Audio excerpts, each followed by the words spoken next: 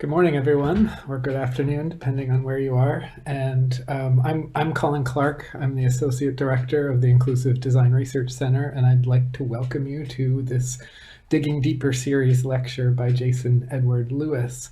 And I wanted to note that this speaker series is supported by the We Count project here at the Inclusive Design Research Center, and we'd like to thank our funders, both the Government of Canada through the Accessible Technology Program within Innovation, Science and Economic Development, as well as the Hewlett Foundation, who have helped to make this possible.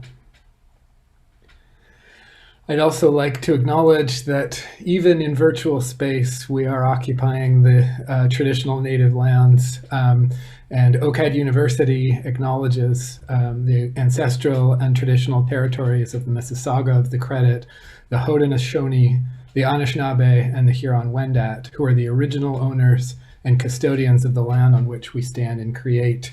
And I hope that when we acknowledge this land, we also take seriously the possibility that this land needs to be given back to those who traditionally cared for it. Similarly, we can imagine a virtual land that is cared for by many more than it is today. So the lecture today, as I said, by Jason Edward Lewis, is entitled 22nd Century Proto-Typing, Strategies for Building Indigenous Future Imaginaries. And I'm very excited to have Jason here as our guest. We'll start with my brief introduction to Jason, and then Jason will give his talk. We've ensured that there's lots of time at the end for your questions and for Jason to have an opportunity to answer those questions and for discussion. On to Jason. And you know, when I was thinking about Jason's talk, and I was lucky to have the opportunity to speak on a panel with Jason back in August and learn more about his work. And I think his work is crucial at this time in the development of data science and AI systems. All too often today, AI systems fail to attend to or even actively erase difference. Weak signals are seen as noise to be removed, or data points that live in that messy, productive, marginal space between categories end up being quantized to one or the other instead of being able to be in that in-between space. Data, too often by AI systems, is extracted as if it were a resource from the land and exchanged without visibility or without recourse from those which it purports to attend. And so I think we need a way out of this. We need to reimagine these emerging data and decision-making systems from new perspectives and through real connected histories.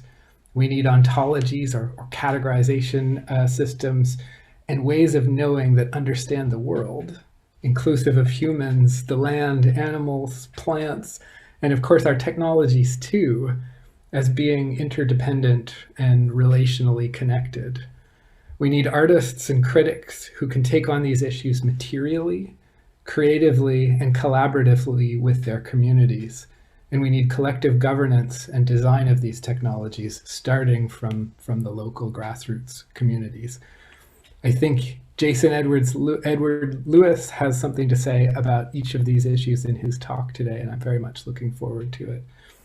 To give you a brief background on Jason, he's a media theorist, poet, and software designer. He founded the OBX Laboratory for Experimental Media and conducts research and creation projects that explore computation as a creative and cultural material. He's also the director of the Initiative for Indigenous Futures, and co-directs the Indigenous Futures Research Center, the Indigenous Protocol and AI workshops, the Aboriginal Territories in Cyberspace Research Network, and Skins workshop on Aboriginal storytelling and video game design. Jason is deeply committed to developing intriguing new forms of expression by working on conceptual, critical, and technical levels simultaneously.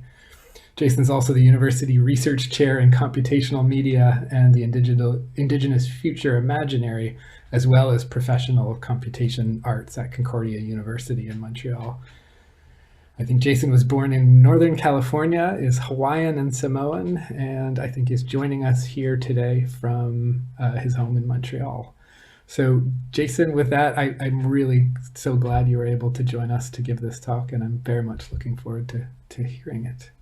Great. Thank you, Colin, for the great introduction, the generous introduction. And I'm really looking forward to this as well. I'm going to go ahead and start my slides now. I want to also thank David Pereira and Gloria Bernal and the rest of the WeCount team for their work getting me here today. And I really appreciate the invitation to speak to your community. So I want to acknowledge that I'm giving my talk from the city of Jojage on the traditional lands of the Kanien'kehá:ka Nation. I wish to express my gratitude to the Kanien'kehá:ka for welcoming me to live on their territory. I hope that my words today carry both illumination and respect for my circle of relations. And I want to thank you, my audience, for granting me your eyes and your ears for the next 30 minutes or so. It's my hope that what I have to say is worthy of your time and your good minds. So before I jump into it, I want to give you a little bit of context on me. So I am Hawaiian and Samoan by birth, as David said, but I've never been to Samoa, and I've been spending time in Hawaii for only about the last 10 years. So that's because I was adopted out at 6 months by a white family and raised in a Northern California mountain country. I was not raised in an Indigenous community and only started a slow journey back when I went to university. I don't speak for either Hawaiians or Samoans, nor for any other Indigenous community. What I do speak for and what I take responsibility for is the work that I've done over the last couple decades, collaborating with various Indigenous communities in North America and in Hawaii, exploring the intersection of computational technology and indigeneity. So also, I think it's important to note that I use the term indigenous as a form of connective tissue rather than as a descriptive skin in an attempt to appreciate and be in dialogue with the hyperdense textures of our shared points of contact while respecting our rich and productive differences. My particular perspective is informed by my particular experiences in dialogue with Indigenous communities in North America and the Pacific.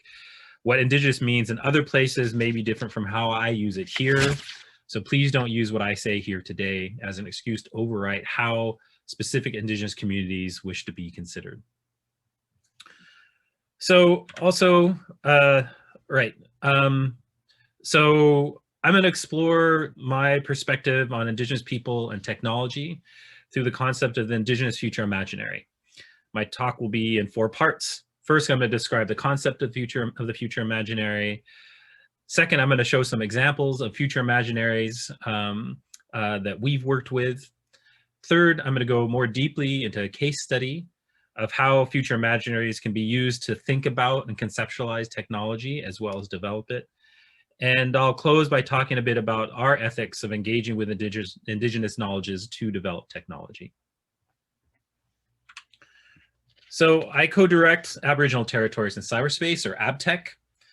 AbTech is a research network of Indigenous artists, academics, activists, community-based people, technology developers that has been exploring the intersection between digital technologies and Indigenous culture since the beginning of the century.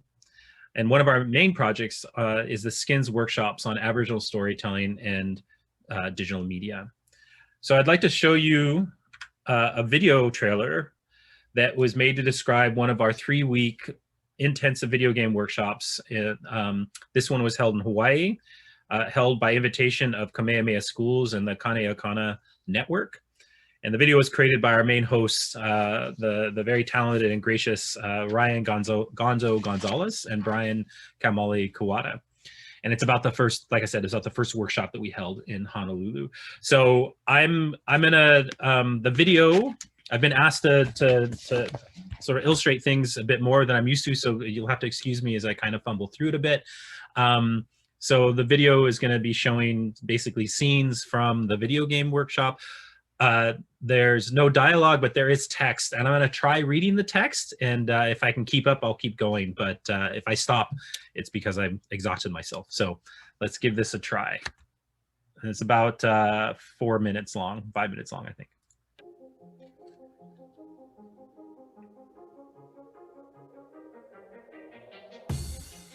So during a 3-week-long workshop, 15 students created a Hawaiian language video game rooted in traditional mo'olelo.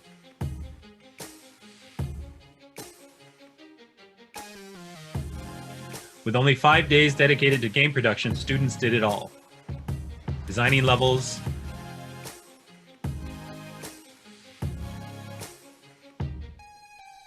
creating 3D graphics, even voice acting and audio recording.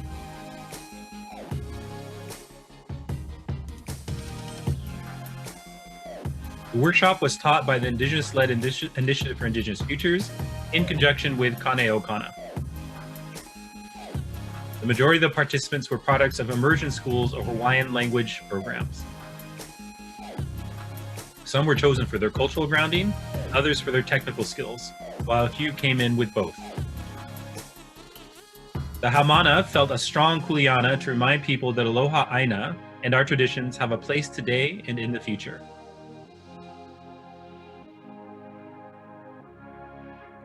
So the game is set in space, and the main character travels through different worlds populated by characters and traditions from our mo'olelo.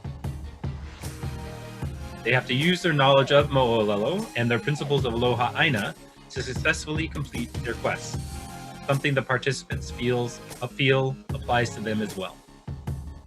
The game is entitled Hei Au Ho'u, a new world, a reminder of all the new worlds we can create when we work together for our future while staying rooted in our language and traditions. You can download the game at kaneokano.net, HEAOHOU, and then it's logos. Okay, so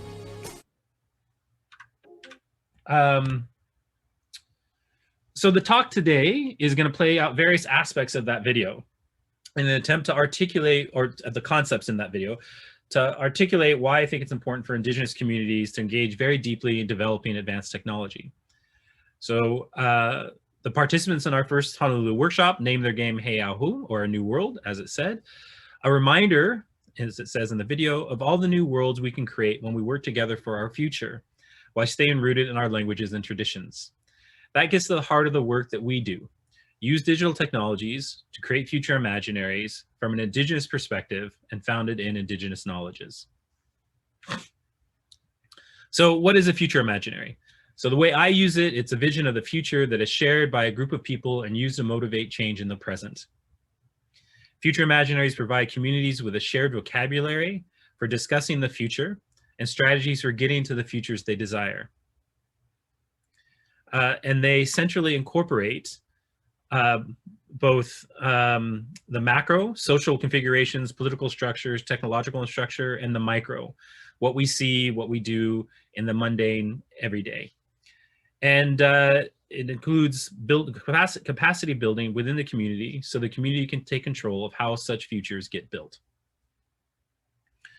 So in thinking about the future imaginary, I draw in part on literary scholar Grace Dillon's positioning of Indigenous futurisms as a method for establishing Indigenous presence in futures that are often bereft of brown bodies. In part on sociologist Charles Taylor's notion of the social imaginary, or quote, the way ordinary people imagine their social surroundings, not expressed in theoretical terms, but carried in images, stories, and legends.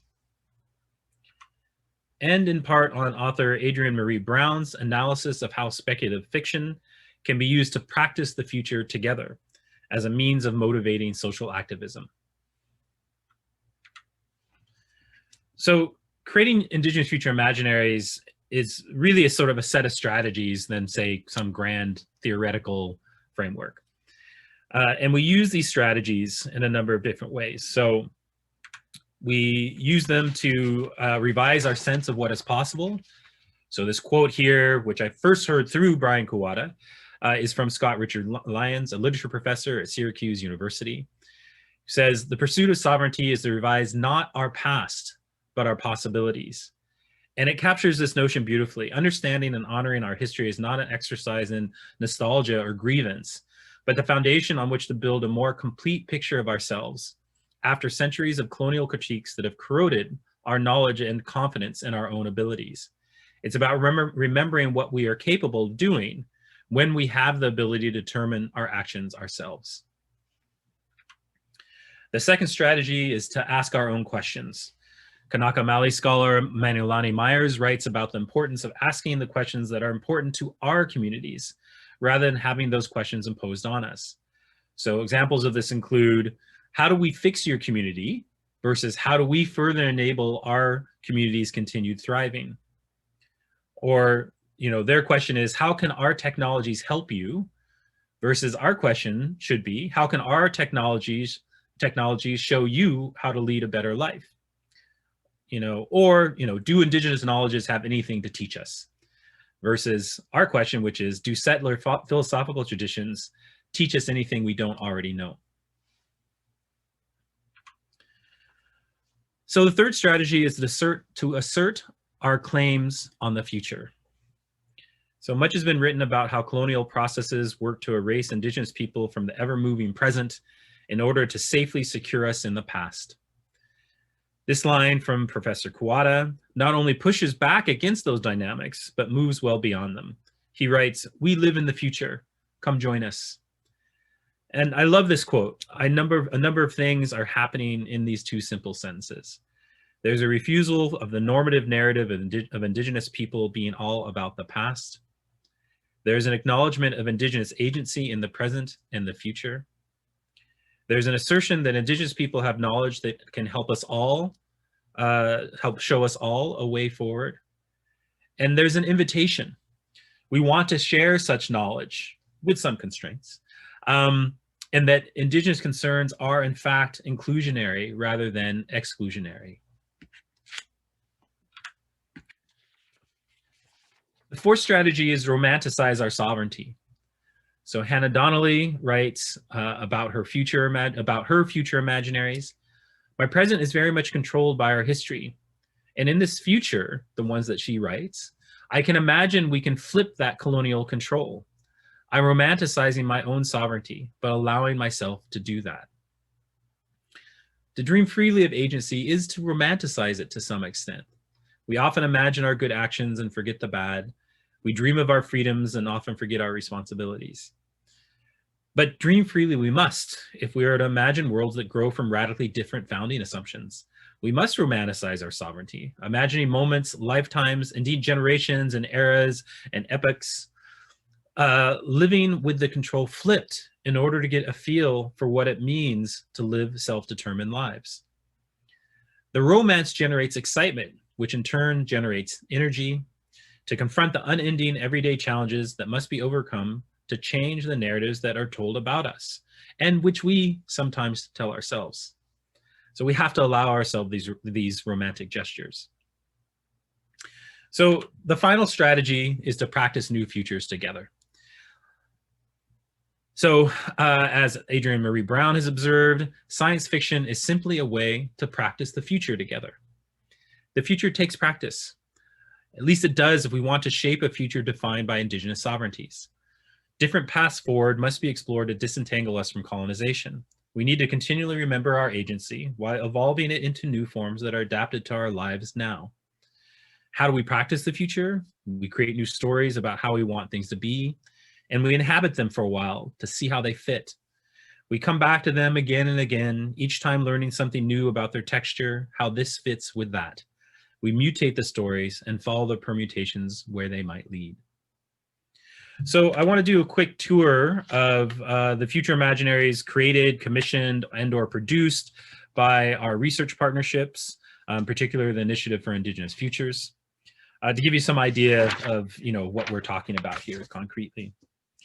So this is Bold Steps by Jeffrey Verege. Some of you might have heard his name recently because he's been involved with this series of Marvel special editions focused on Indigenous creators. So he created this image because he wanted to imagine what the first Indigenous person in interstellar space might look like. The Peacemaker Returns by Skawanati, my long-term collaborator and my wife. Skawanati imagined a future where a young Mohawk woman, in this piece, Peacemaker Returns, where a young Mohawk woman is responsible for negotiating an intergalactic treaty between humans and 4 alien species. Blueberry Pie Under the Martian Sky by Scott Bannatyne. Scott used his Anishinaabe community stories about having descended to Earth from the Seven Sisters to create a VR work where, having discovered how to use black holes to travel through space, an Anishinaabe youth travels back to the Anishinaabe planets of origin. Terra Nova, it's a video game. That was a VR piece, Scott's piece. Terra Nova, this is a video game by Maze Longboat. Maze, who was a graduate student of ours and is now the associate director of the Skins workshops, created Terra Nova to rehearse and better understand the dynamics of contact, but sort of placing the contact millennia into the future. So, and then I'll show a couple things from our Skins workshops. So, Kanaka was made by the participants in our second Skins workshops on video game design in Honolulu in the summer of 2018. The game was designed to show how players' actions now would alter the future of the Hawaiian Islands. Hunter by Kayla Tulagarjuk. Kayla is an Inuit woman who imagined her descendants coping with a changed environment in the north through various adaptations, including tattoos that also acted as chemical sensors to give warning when encountering toxic substances. And these are figurines from one of our 7th generation character design workshops. This one was held at the Ganawagi High School. These workshops ask Indigenous people to do what Kayla did, which is imagine their 7th generation descendants and then draw them. We then teach them how to do 3D modeling so they can create a 3D model of their characters, and then we work with them to do 3D prints and create the figurines like you see here. They're so cool. They're so cool. So what I want to do is take a bit of a deeper dive into this idea of the future imaginary, and I'm going to do that via the Indigenous Protocols on Artificial Intelligence working group that I've been helping lead since 2018. So the starting point for this trajectory, from my perspective, there are lots of people involved and they all have their own origin stories. But for me, it was the most immediate thing was the Making Kin with Machines, with the Machines essay that I co-wrote in early 2018 with 3 colleagues. Dr. Noelani Arista, who is a professor of history at the University of Hawaii, Manoa. Archer Pachowis, who is a multimedia performance artist and media theorist. He is Cree, based in Toronto now. And Suzanne Kite, who is Lakota performance artist, who is currently doing her PhD with us at the Initiative for Indigenous Futures. The goal of this essay was to begin articulating Indigenous perspectives on artificial intelligence. We argue that one major difference between Indigenous perspectives and those from Western worldviews, within which much AI is developed and embedded, we emphasize relationality with each other and with non-humans. So we write, we believe that Indigenous epistemologies are much better at respectfully accommodating the non-human. We retain a sense of community that is articulated through complex kin networks, anchored in specific territories, genealogies, and protocols. Ultimately, our goal is that we, as a species, figure out how to treat these new non-human kin respectfully and reciprocally. So the Making Kin with the Machines essay inspired the Indigenous Protocol and Artificial Intelligence workshops. My co-authors and I had become very excited about thinking through this connection between protocol, kinship, relationality, and artificial intelligence. And we wanted to see if other Indigenous folks wanted to join in, whether they thought it was an important conversation to have, whether they thought we were crazy, just sort of see what the community in general thought. So I worked in collaboration with Angie Abdullah, a designer based in Sydney who's Tral Woolway, and Oivi Parker Jones, a Kanaka Maoli neuroscientist conducting research at Oxford. And we put on 2 workshops in the winter and spring of 2019. So we had 35 participants from all the different communities you can see there on the screen, from Aotearoa, Australia, North America, and the Pacific.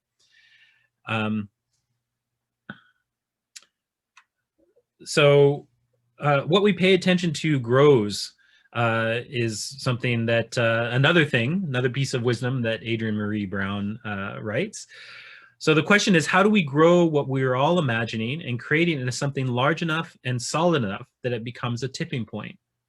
So our aim with these workshops was to create something large enough and solid enough that Indigenous people became central participants in shaping the future of artificial intelligence systems, and by extension, the future of our technology-saturated world. We aim to build a set of future imaginaries where our everyday interactions with technology are characterized by a compatibility, a deep integration between our cultural protocols and the protocols determining how that technology operates. Our aim is to foster productive resistance, a refusal to accept that all that is solid melts into air, and to go further and to find firm footing in Indigenous cultures tested by a half millennia of colonialism and use them to launch ourselves yet again into the future. So we spent the year after the workshop writing a position paper, which we published in July of 2020. It has 14 long form contributions, 18 short form contributions. So it's about 200 pages of really rich reading on Indigenous perspectives on AI. So if anybody asks you, what are some Indigenous perspectives on AI, you can point them there. The contributors are a mix of academic analysis, or the contributions are a mix of academic analysis, speculative essays, visual and interactive work, poetry, software prototypes, and short stories. Our goal was to create multiple points of entry so it can feed the thinking of community members and academics alike. We also wanted to honor the diversity of methods and how knowledge is produced and communicated within our communities. So I'm just going to go briefly through some of the future imaginaries contained in the position paper. So there's Suzanne Kite, who I already spoke about, wrote this essay, How to Build Anything Ethically, where she uses the protocol of her people, the Lakota, uses the protocol that they employ to build sweat lodges to walk through the steps of building AI systems in a good way. And just because of time, this is beautiful artwork that she's done, but I'm not going to get into it at the moment. I want to talk about Michelle Brown's contribution. She's another PhD student who works with us from the University of Hawaii at Manoa. She wrote a chapter on how she imagines her Indigenous Basque community harnessing AI to support them in their relationship with the ocean. And given the centrality of the eel to her culture, she designed the technology to mimic eel behavior, creating the Chichardan ocean-going AI relative. We also had a project that prototyped a piece of Indigenous design machine language software. So Noe Arista, Caroline Running Wolf, Michael Running Wolf, Caleb Moses, and Joel Davison worked together to create Hua Ki'i, an app that allows you to use your camera phone to look at objects in your environment and get community verified Hawaiian language descriptions of them. And it features a first pass at guidelines for Indigenous centered AI design. So for the sake of time, I'll just enumerate them very briefly. So locality, AI systems should be designed in partnership with specific Indigenous communities. Relationality and reciprocity, AI systems should be designed to understand how humans and non-humans are related to and interdependent on each other. Responsibility, relevance, and accountability. AI systems developed by, with, or for Indigenous communities should be responsible to those communities first and foremost. Governance guidelines based on Indigenous protocols. There's a need to adapt existing protocols and develop new protocols for designing, building, and deploying AI systems. Recognition of the cultural nature of all computational technology. All technical systems are cultural and social systems, as Fox Harrell at MIT says. And this means that all technical systems are riddled with assumptions about how humans behave with one another. Ethical design for the extended stack. Ethics doesn't begin at deployment. It begins with the building. Actually, it begins with the resourcing and goes all the way until the end of the lifespan. Respect and support data sovereignty. Indigenous communities must control how their data is solicited, collected, analyzed, and operationalized. So I have that nice list there. It's in the position paper too. And I'm going to go past this at the moment. I'm going to talk about one final part of the long-term AI project, which I'm really excited about, is represented by the Anu'u Olelo programming effort that took place 2017 to 2019 in Honolulu. So it was sparked in part by the first skins workshop in Honolulu, when workshop participant Nate Nahina was programming the hula mini game, and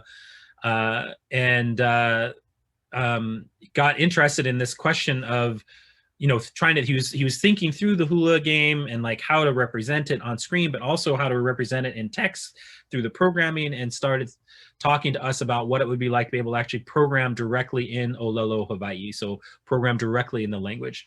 And so that eventually spawned an effort to create a Hawaiian language version of the C# programming language that's used in the Unity development environment that we use in our video game workshops. So another one of our skins workshop participants, Kawila Mahi, worked with Nate on this project, and he wrote, "For students who are learning to program in Hawaiian language immersion schools, it is a struggle to learn programming because many aren't proficient in English. The goal of Anu'u is to assist them in learning these technological skills and to give Olelo Hawaii students the opportunity to build, create, and alter worlds through their own world view."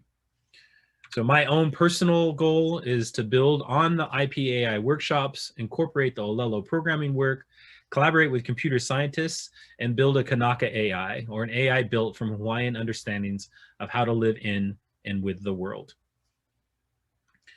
So I know I'm running long, so this will kind of be fast, but ever since we started Aboriginal Territories in cyberspace in 2005, we've tried to ensure that we can conduct ourselves ethically in relationship to the communities with which we work. What it means to work ethically with Indigenous people has different inflections depending on whether guidelines are coming from a specific community, a university, a funder, a cross-national Indigenous collective, etc. We've distilled our core values to the following. So consent, explicit, free, and informed consent from community members and community institutions to work with them and their knowledges. Indigenous relations, the core of any project should be to build relationships of care and reciprocity. Indigenous benefit, the benefit to the community members or community in general should be clear. A corollary to this is being explicit in how we benefit as Indigenous people, as academics, as artists, etc. Indigenous determination, the goals, scope, and methods of the project are determined by Indigenous people. This includes co-design and co-production. Indigenous leadership, the project is led by an Indigenous people, and by led, we mean that they have executive power. Indigenous voice, Indigenous knowledge is presented by Indigenous people, if not as a primary voice, then as co-authors, co-presenters, and co-creators. So I just want to finish with a brief plug for one of our newest adventures, which is the establishment of the Indigenous Futures Research Center at Concordia University. So we received institutional approval last spring, and we'll formally open our doors sometime in the winter, spring of 2020, Corona timelines. The founders come from multiple disciplines across the creative arts, social sciences, humanities, and technology research. And the Research Center engages Indigenous communities locally, nationally, internationally. And we welcome our cousins from all over the world to work with us in exploring and building grounded, robust, kinful, and beautiful Indigenous futures.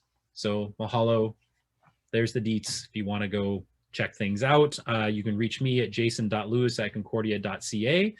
And if you go to indigenousfutures.net, you can find links to pretty much everything that was in the presentation.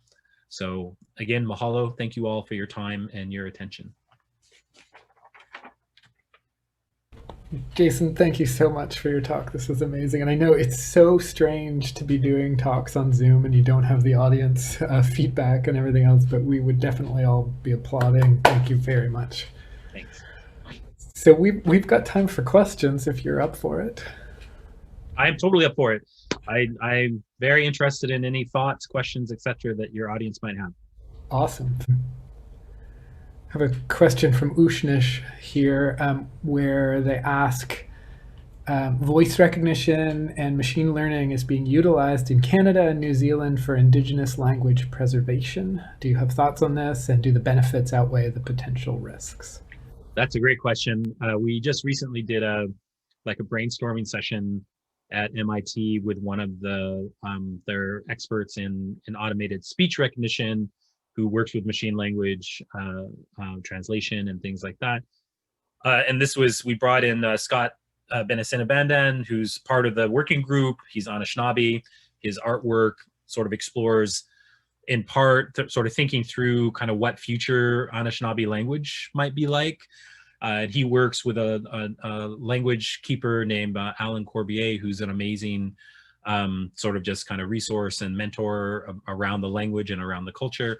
We brought them into conversation with these technical experts about exactly this question, right? Is sort of, you know, there's some really great benefits that might come along with these machine translation projects around sort of language preservation, and also sort of opening up the avenues by which people in the community might learn the language, and sort of in general kind of help the language not be extinguished or not get lost.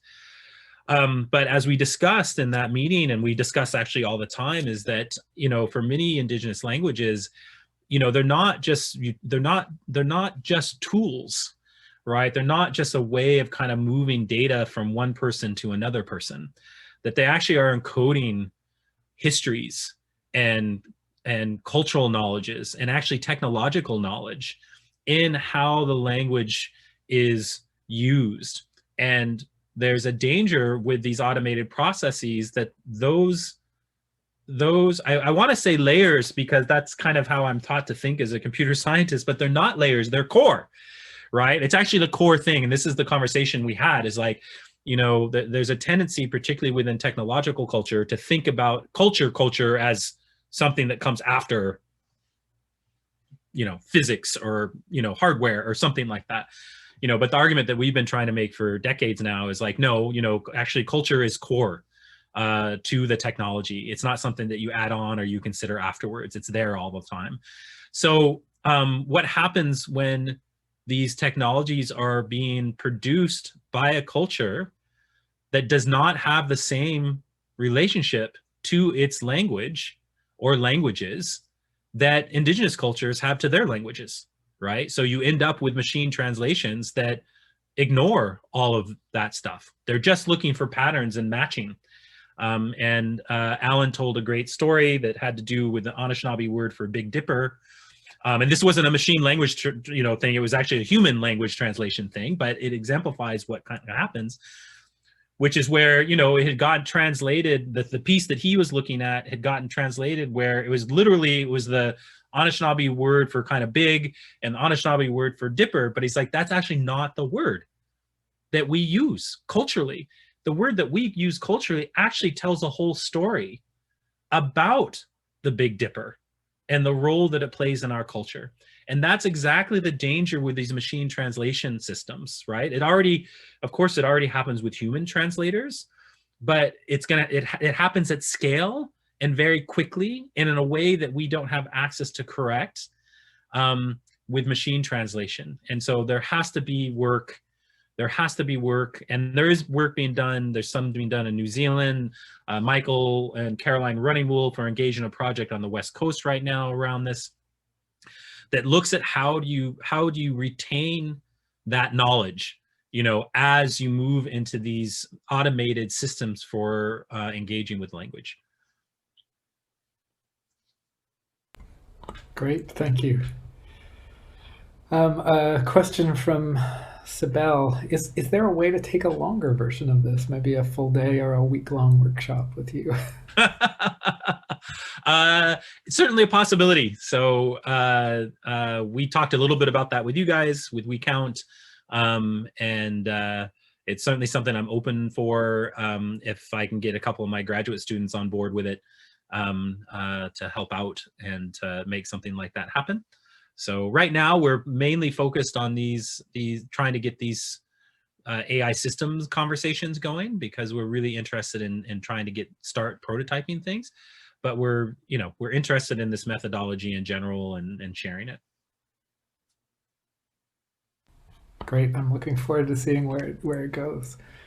Another question in the Q&A panel here from Peter Pennefather, asking So he starts out saying part of being grounded in a kinship locality. Sorry, one sec. This thing scrolls, so it's hard to read.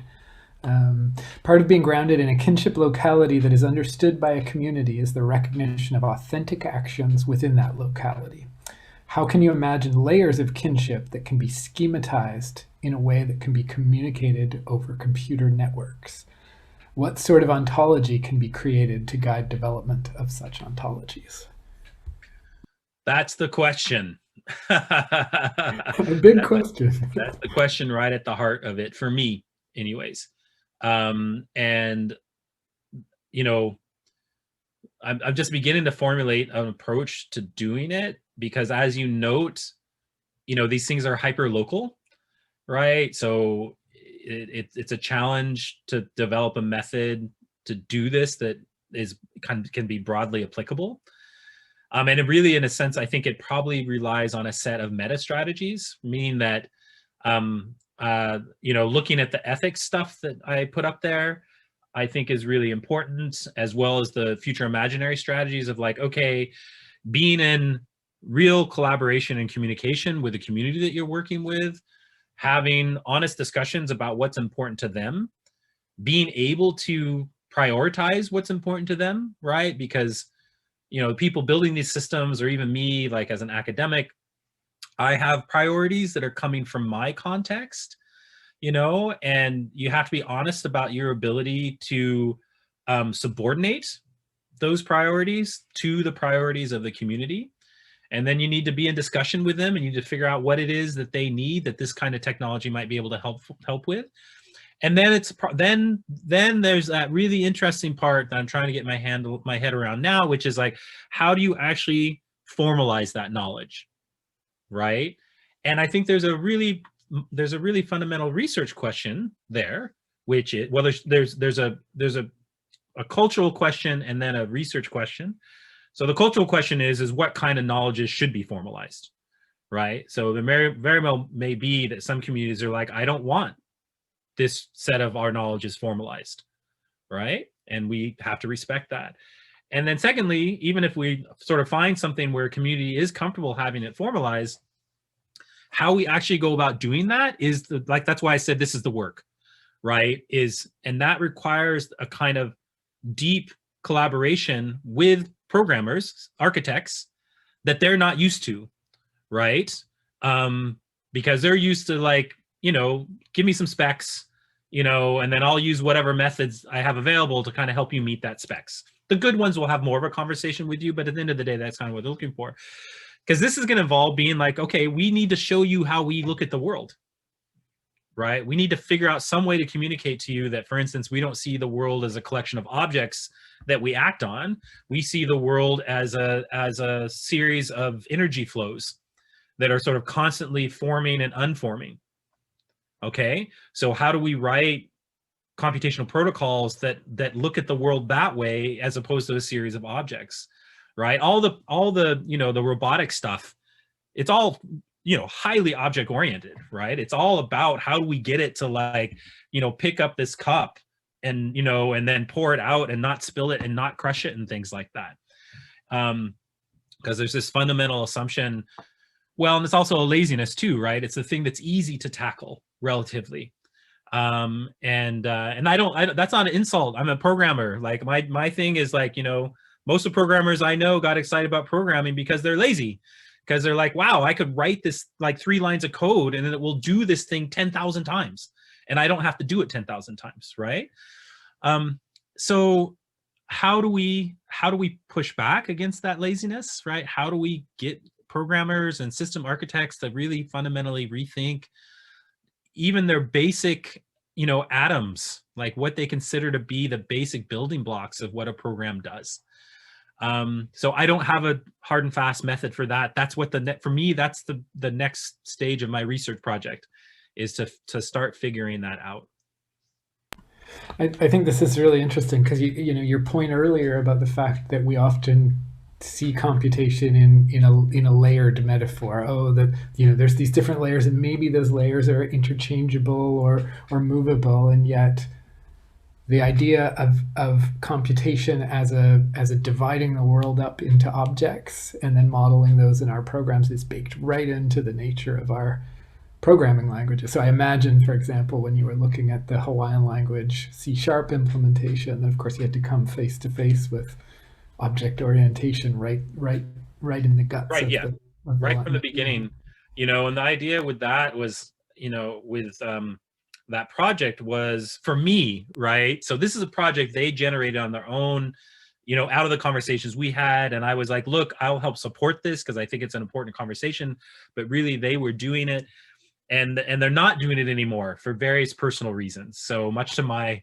heartbreak. But for me, I was like, okay, this is a great first step. The next thing is, okay, how do we actually write a programming language from scratch from a Hawaiian sort of epistemological framework? And then how do we create an operating system, right? And then by the time we've sort of done that work, then maybe some of the other work on the AI side will mean that we can get to the point where we can actually build, or at least prototype, some aspects of these indigenous centered AI systems, right? Because we got to get all those things into place, because it like you said, the assumptions are baked in at all these different layers, right? And so how can we untangle them? Thanks. So there's tons of enthusiasm and questions and other things coming in the chat. I'll just note that Chris Martin says that they're very excited to reimagine models of computation in just the way you've described, and that this is very cool. I have a question from Stephen Loft here asking. Hey, Steve! So Steve says, Jason, could you expand a bit more on the idea of relationship with the non-human and what our responsibilities and basis of kinship would be in relation to the non-human? Sure. Thanks, Steve. That's good. I was worried there. I was worried there when he said Stephen Loft. I was like, what's Stephen going to ask me? So this is part of my own learning path, right? So as I noted at the opening, like, I was not raised in my cultures, and so I am, I'm still learning how to think about these things. So I'll fumble through. I'll fumble through here. I think there's a couple things. So one is what we say in that quote from the Making Kin with the Machines essay, and what lies at the heart of it is that, in the Western tradition as it's developed, uh, really places man, and I mean literally man, right, at the apex, right, and really the only thing that's worthy of having a true relationship with, right? But most indigenous cultures, the ones I know, right, it's like, it's the circle of relationships, right? Is that the human is just one member of this very complex web of relationships, and those webs include non-humans. So they include, some things that in the Western context we might call living, but they're not humans, like animals and plants. But for some cultures, that very much extends to what in the Western perspective we don't think of as living at all, So like a mountain or a stone. And part of what me opening my mind up to was really thinking about, okay, we are in relationship with all these things, right? That we're all impacting each other, they're impacting us. We require so much from our relations, our non-human relations in this world, to sustain us, right? We're absolutely dependent upon them. And so we are already in a relationship to them. And for me, the challenge is, how do we honestly recognize what those relationships are? And for different indigenous communities, there's different ways of doing that, right? There's different ways of understanding the relationship between themselves and, say, the forest that they live in, or the river that they live next to, or the fish that are in that river. And a big part of it for me is, an abstraction of it is, it's about being mindful of those relationships and about trying to figure out how to enter into dialogue, given that many of those things can't speak back to us. So how do you enter a dialogue? And a big part of that, again, for me, is you have to change your time scales, right? So, I grew up in a town of 350 people in the middle of the Tahoe National Forest, California, huge national forest. So we lived way out in the sticks relatively. We had 3 rivers running through our town, and we had relationships with all 3 of those rivers. And part of the way I was able to see those relationships is that there were people in the town who lived there for, for 70, 80 years and like had generations of ancestors there.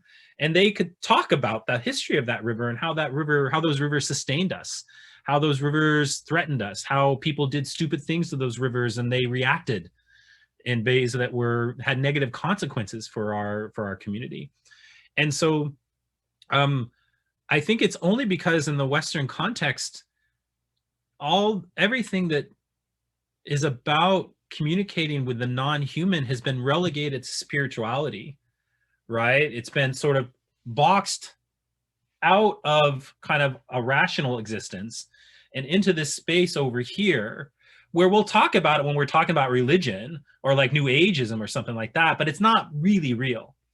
And that's one of the big problems, right? Is that actually, if you hang out with non-Indigenous people who are close to the land, they will talk about the land in relationship terms, right? They have deep, abiding relationships with multiple facets of that land. But we've been taught by the Western context not to value those relationships in the same way. And so the languages and the protocols provide us with models about how to do that, and not models in the sense we can go and grab that model, appropriate it, and use it ourselves. As I said in another talk, don't appropriate, be inspired, right? So look at those models, first of all, to understand that there's a different way of thinking about non-human and the relationship you might have with them, and then to help you generate your relationships with them. And so AI just brings all this stuff kind of really into the fore because of the agency that we are giving to AI systems and the agency that the real agency that they might have in the future. And so even though they're things that are made by human hands, right, they already are things that we should be thinking about our relationship to them for lots of different reasons, but in particular because we are giving them more and more agency. And in the future, they may achieve some kind of autonomy or sentience or something like that. And when that moment happens, we'd like them to, kind of open their digital eyes and look at us and be like, you guys are kind of cool. Like, we like hanging out with you. You've treated us well. Like, we're going to keep working on this with you, So that's my take. Thank you. That's fantastic. We do. I mean, the good news is we have lots of time. So if you're up for more questions, we've got lots of those too. One here from Philip Chernavsky, who asks, how did the ethics framework that you reviewed at the end of the talk inform the design of the video game workshops? For example, what kind of relationship building did you focus on in those workshops?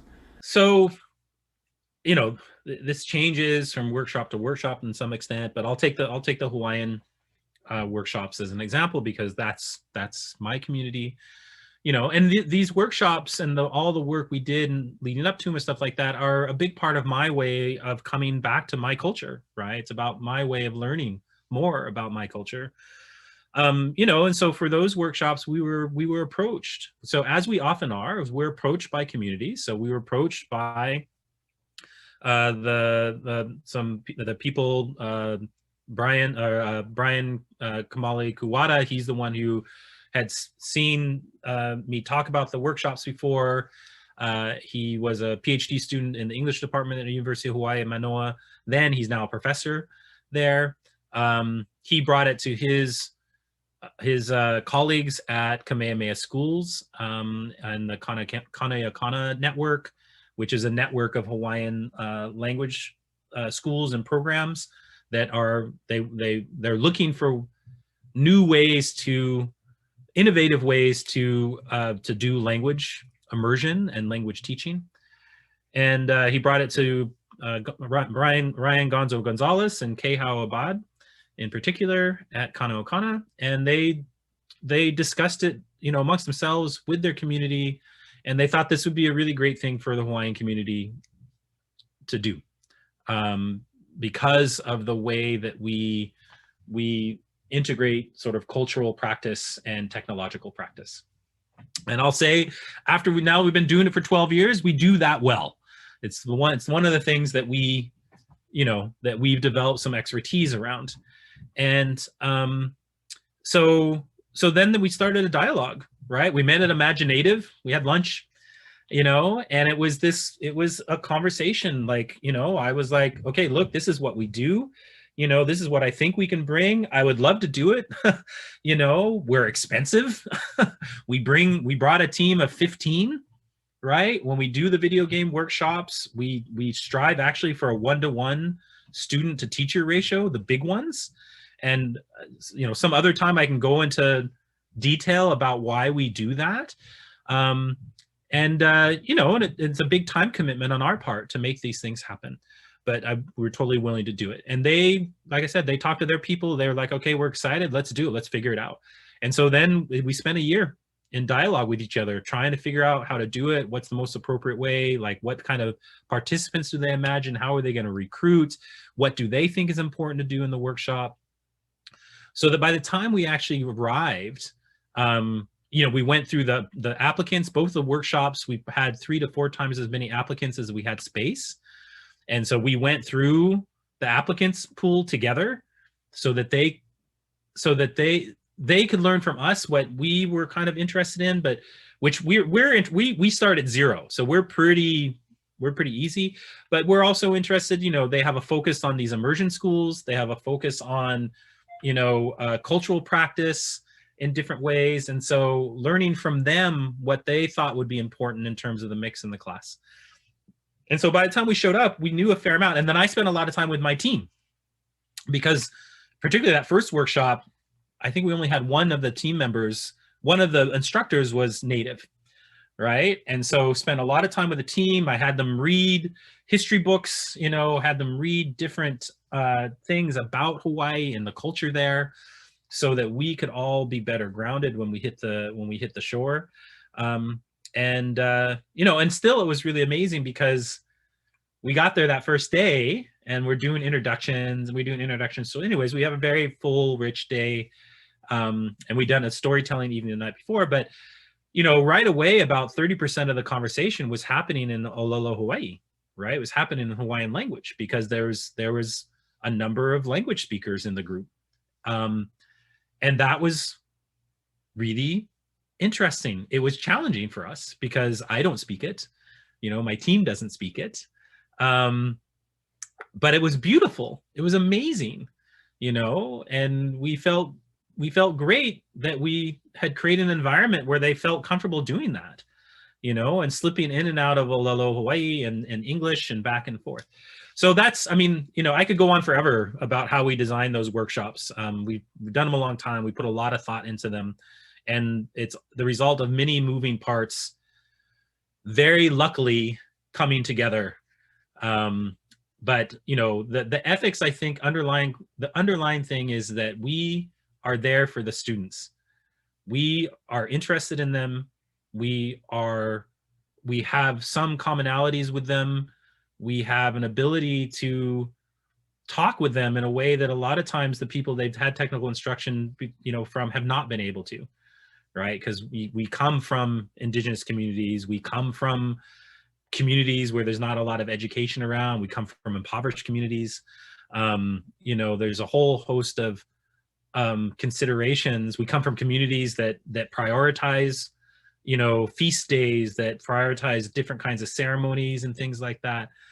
And we're able to roll with those things, and not just roll with them, but appreciate them and be in conversation with them and be like, wow, why do you guys do that?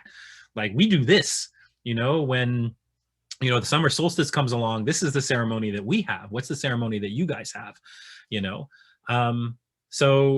And we are there for them forever after, so we make ourselves available. We've done lots of things. We've flown workshop participants to Imaginative, and paid for them to be there for a week. We've done a bunch of different things that, really the overall message is that we want to invest in you, that our communities need you, to develop your talents in the ways that you want to, but you need the support to do that.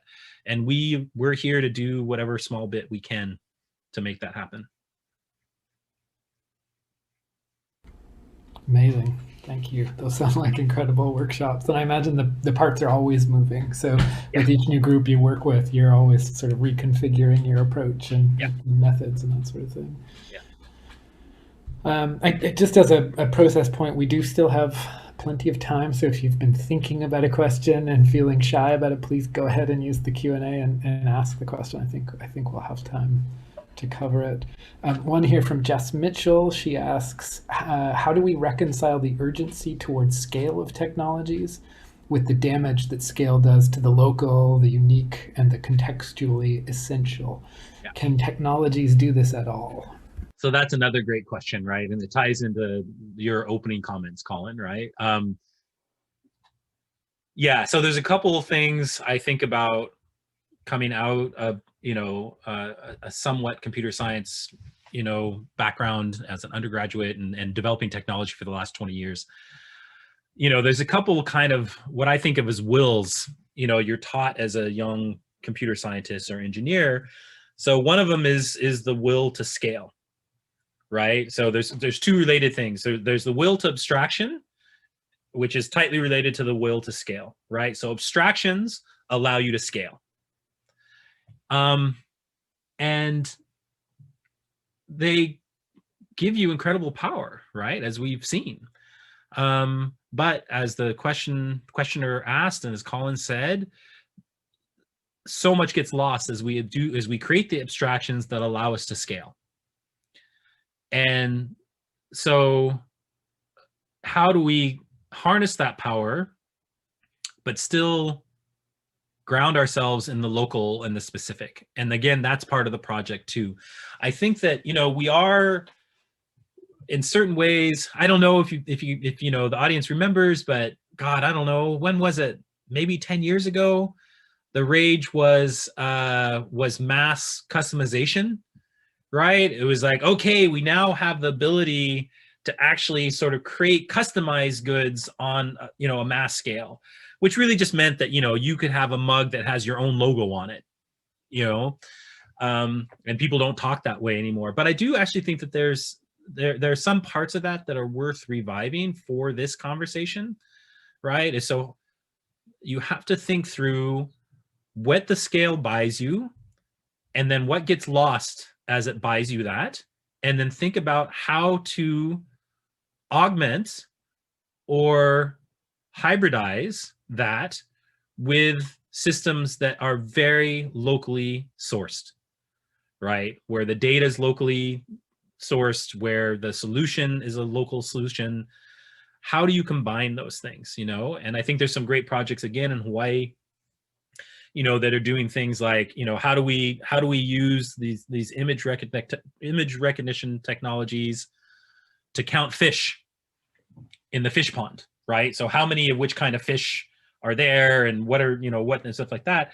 But how do we do that in conversation with local fish experts, right? How do we bring their knowledge into conversation with these systems that are drawing on, databases with millions of points of data, right? How do we combine those two things together? And again, that's the job too, is how to do these things together. I'm not a Luddite, and I got to stop saying that, because the original Luddites weren't anti-technology. They were just you're taking, our jobs are getting lost here, right? I'm not anti-technology, and I don't think any of us are. I mean, there's a few, but not most of us. It's like, how do we harness this power in a way that's responsible and responsive to local concerns? So yeah, that's the big question. Thanks. I mean, computation is incredibly paradoxical. And I think we often think so solution-oriented that we miss the paradoxes built into it, that both abstraction gives us this power to do something that in the material world might be difficult, at the same time that it erases and prevents other kinds of materialities from happening. And maybe, and this is what I like about your emphasis on artistic practice and creative work is that it maybe helps us to navigate those paradoxes as things that don't have to be fixed or resolved or Yes. solved, but actually, Yes.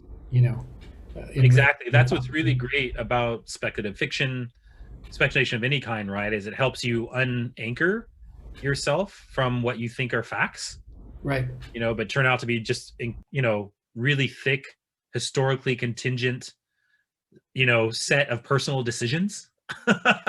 Deeply sedimented, so you don't know that they're historical Exactly. personal decisions. Exactly. Exactly. And that's why the creative practice, I think, is so important. I was talking with some foresight people the other day because I'm giving a talk in January, and it amazes me that these foresight groups, the ones that I've come in contact with, almost none of them have artists as part of the core team.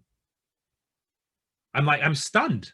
I'm just like, how can you think that you're imagining the future and you don't have artists?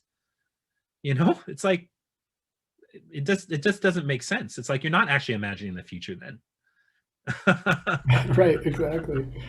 If you'll indulge me, I have my own question, but that it Sure. dovetails so nicely with this conversation. I'd love for you to talk a little bit about your collaborations over the years with Sky Manati. Her artwork is it's very important to me. I had a wonderful dinner with her a year or two ago at the Salsa conference, and just making the connections now. She mentioned you, but I hadn't met you then. But talk about what that collaboration has looked like, and things you're maybe planning in the future. Well, yeah, it's beautiful.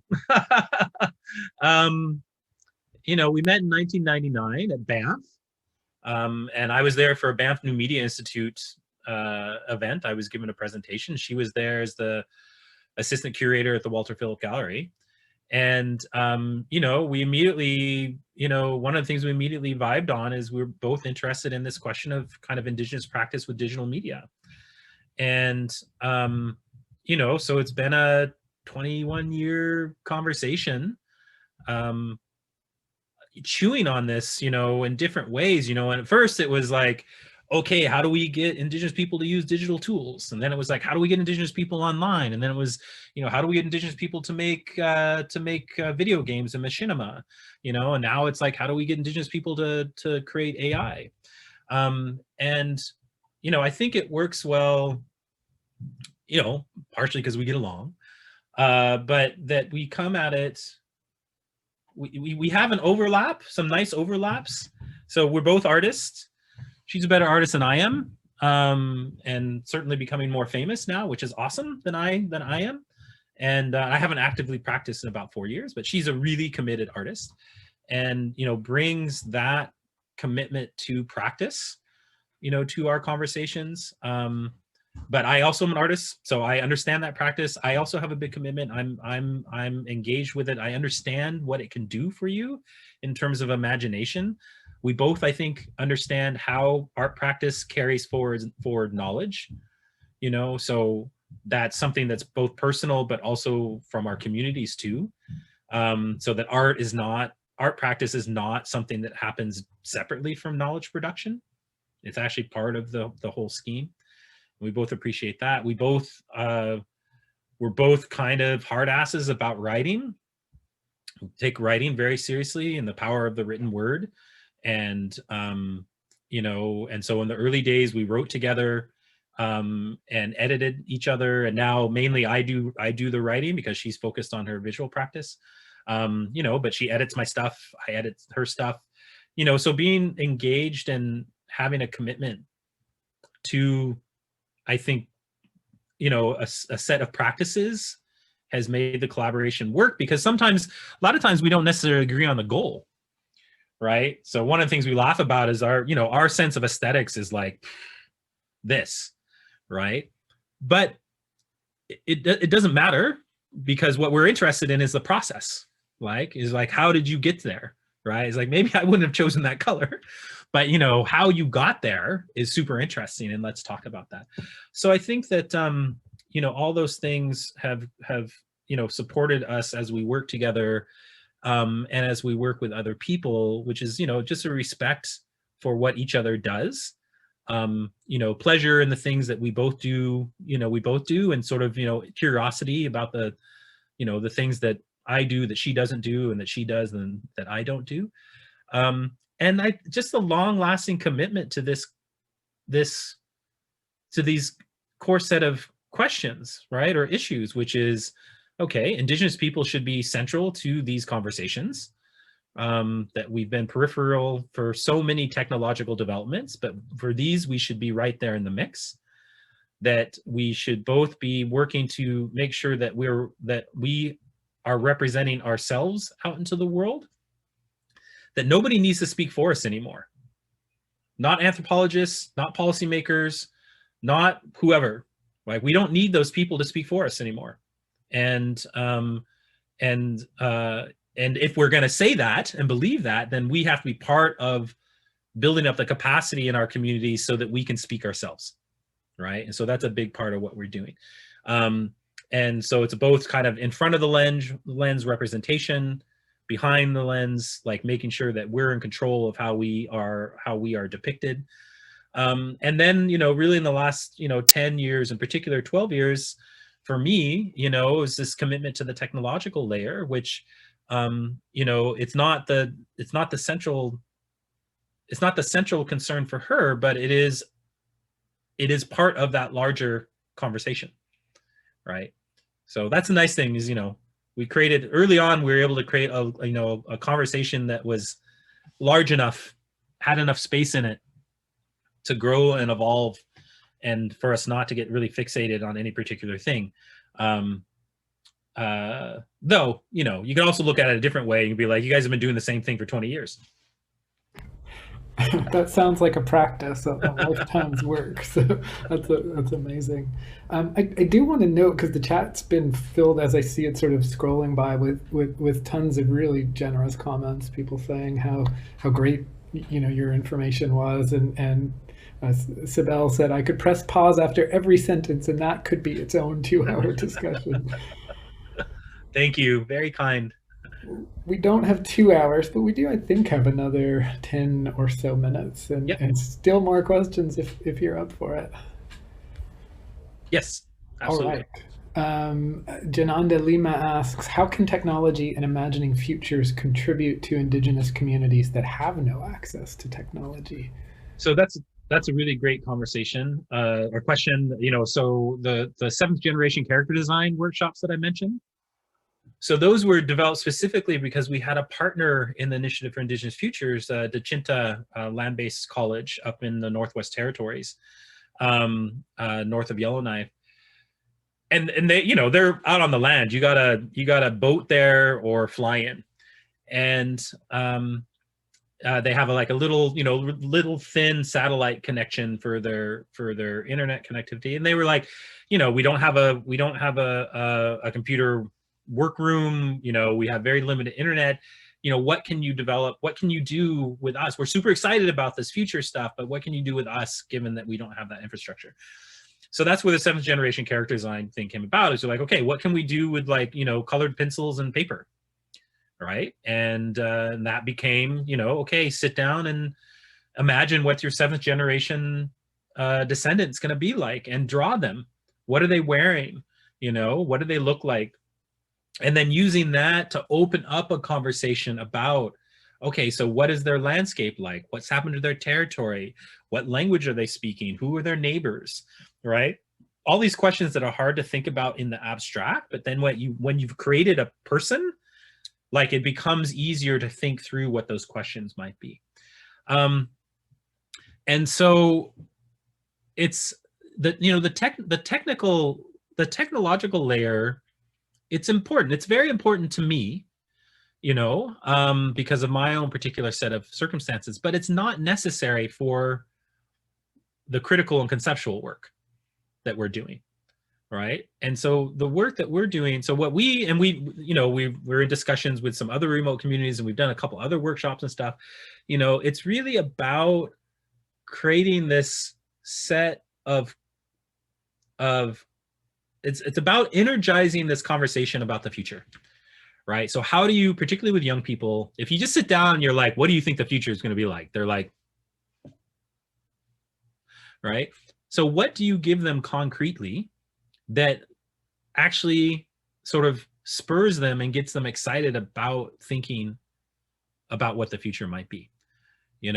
So the big workshops are great for that, but the little workshops and the remote workshops are really great for that too, because this might sound banal, but what we found is often it just takes somebody asking that question or set of questions seriously and being there to be in dialogue with them for the answers, that they're not often asked what they want their future to be, right? It's just not, doesn't seem to be something that comes up very often. And so in the specifics, they might be like, but if we give them things to start talking, they start talking and they don't stop, right?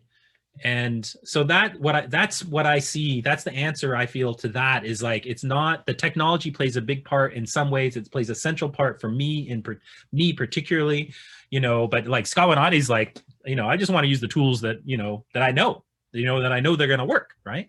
But it's about the mindset, right? It's how do you create a framework that makes these questions become alive, so that they think that the questions are relevant to them, right? That the question of the future is relevant to them.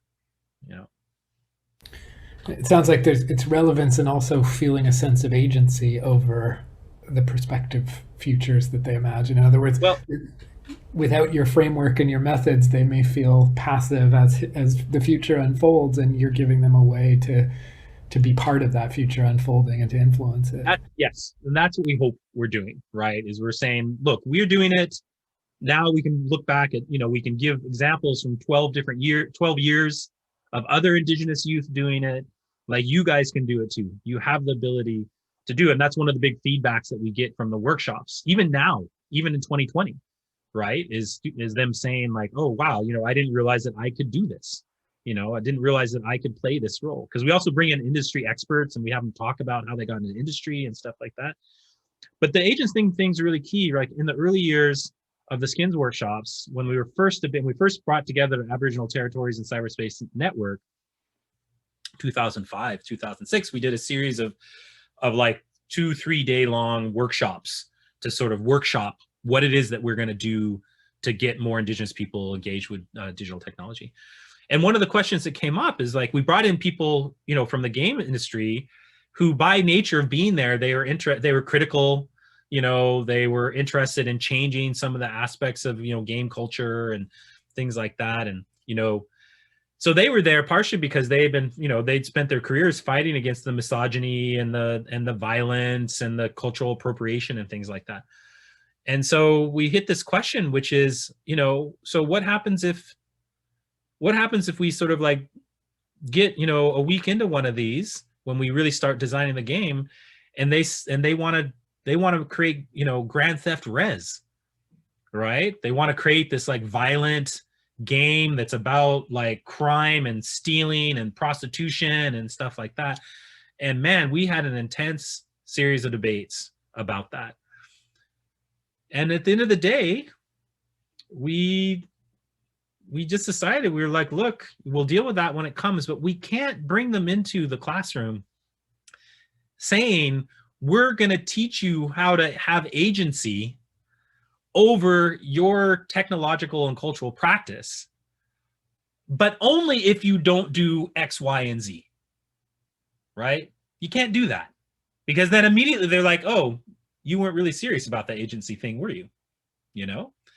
So the agency thing is really, really central. It's not to say that we don't try to influence. It doesn't say that we don't try to like push things one direction or another, right? We're there, we're active. We make a promise to them that we're going to be there fully. So both as instructors, but also as critics, and also as people have had a lot of experience with, art making and things like that. And so part of that is, not every decision is the right decision. It sounds like there's also a balancing of the future with the present, and of course it's easy to imagine a future that denies the present, our current realities, because it's the one that's always being sold to us by tech companies and others like that. So even though obviously it involves having to deal with really difficult topics, marginalization, violence, misogyny, other things that imagining a future has to still honor the difficulties and complexities of a present for many of Yeah, these people, I imagine. absolutely. Yeah, you can't, you know, we feel privileged because there's, there's lots of really great, not lots, but there's really great people working on those things, working, addressing the trauma, fighting for the land back, healing their communities directly, you know, um, and that has helped clear space so that we can do what we do, which is actually be like, okay, how can we put ourselves into the future for a little while and like make some strategic assumptions about having some of these problems solved, and what does that look like? But as we know, I think as Indigenous people in particular, right, is even if the problem's solved, it doesn't mean that it, it, the problem might be, the immediate problem might be solved, but the history of the trauma that was created by that problem endures for generations, right? And so that's also why you have to, when you're doing the future thinking, you have to be respectful of it, right? Because even though maybe the land comes back, but we still had generations of people stolen away by residential school. We've lost languages, we've lost culture and stuff like that, and it's going to take generations for that to be undone. And we have to be and want to be respectful of that as we think about what we want to do in the future. Thanks. I have a great question here from Liz. She said, sorry to arrive late, but that she teaches at a tribal college and we just launched a multimedia production degree because we need our students to start learning skills to tell our stories. So, how do we get those students to believe that it's important and that they can do this? We built it, but they're not rushing to the building yet. Can you help? Yeah, I'd be happy, if you wanted to reach out to me, we can have a longer conversation about it. But I mean, part of what you can do is send them to our web, we have, go to abtech.tv, abtec.tv. And basically that's just all our videos, right? So you can show them, thank you, Vera, you can show them the video games that were made, the machinimas that were made, the documentaries that we've made, all from Indigenous perspective, focused on Indigenous communities. Most of that work was done. I'm a bit of a rarity in academia, is that probably 85% or 90% of the students that I've worked with over the last 15 years to do all this work were undergraduates, right? So it doesn't require you be a graduate student to work that way. You just need support, access to equipment, and some good mentoring.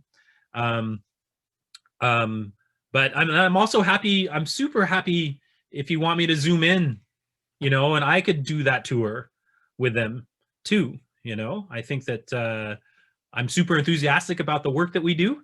It seems to be infectious a lot. And so I'm happy to do that as well. So, but yeah, and it's, and it's not just us. There's other people I can point to that are doing really interesting things around this as well. Imaginative, point them to show them Imaginative, in terms of like film and TV production, the amazing Indigenous filmmaking that's happening there and showcased there. That's another good destination. That's great. And just in case you don't see the chat, Liz has said, awesome, McWitch. Great. Oh my God, yes, thank you. So it's great. I think we've got time for one last short question, and I see a perfect one here. Chris Martins asks, who are your favorite speculative fiction authors? So William Gibson, absolutely still central to my thinking. I probably reread the Sprawl trilogy once every couple of years. Also because he's an amazing stylist. He's a much better stylist than most science fiction writers. Peter Watts, he has a biology background partially. He does some really interesting, he does a series, he writes about how we might transform ourselves as human bodies. So not so much focused on kind of digital technology, but sort of bio evolution, like really interesting. he was one of the inspirations for the current art project I'm working on right now. He wrote a book called Blind Sight, which I really highly recommend, both in terms of how he's thinking about human consciousness, but also how he's thinking. So one of the premises is that, we think that human consciousness evolved to help us get further up the evolutionary ladder. And part of his argument is, well, actually, you can imagine situations where consciousness isn't necessary to be the top dog. So what does it mean to encounter an alien, finally encounter aliens, and they actually don't have consciousness in the way that we think about it, right? Who else?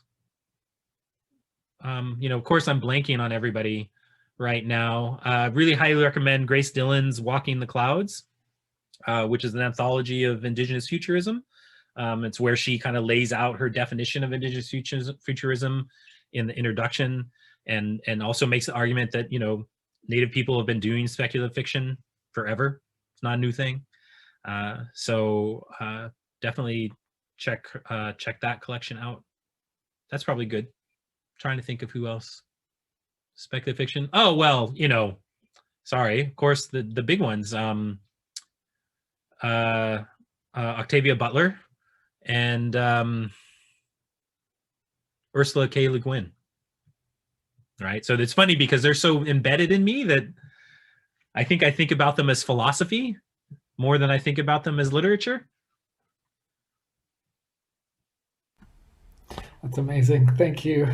Lots of stuff. I've been making notes as you've been talking of things to read over the holidays this year. So that's great. And I think it's probably time to wrap up. I want to start by thanking Gloria and David and Vera for all the logistical support and planning and organizing this series. All the invisible labor that goes into this it's been amazing to have your help. And Jason, thank you so much for talking with us. Your work is fantastic, and I hope we can stay connected and continue to work together. Me too. This has been a pleasure. Great questions. Awesome. The session will be posted to YouTube, and a number of people have asked in the chat if you'll share your slides, your references, other things, so we can arrange that with you if you're comfortable sharing. Yeah, we can talk about it. It'll be a reduced set of slides, but yeah. Some things we don't always want to share. Yes, yeah. Totally. Thank you again, and I hope everybody has a great holiday. And we will be having new speakers in 2021 in January. So I hope to see you then. Take care, everyone.